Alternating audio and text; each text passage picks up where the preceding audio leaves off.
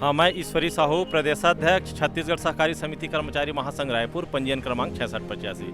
महोदय, मैं आपको बताऊं कि ये आज हमारा तीसरा दिन अनिश्चितकालीन आंदोलन है। हम लोग अपनी 5 सूत्री मांगों को लेकर शासन प्रशासन से लगातार मांग कर रहे हैं, लेकिन अभी तक हमारी मांग के ऊपर किसी भी प्रकार का कोई निर्णय नहीं लिया गया है, जिसके चलते आज हम ये तीसरा दिन इस बूढ़ा तालाब पे बैठे हुए हैं।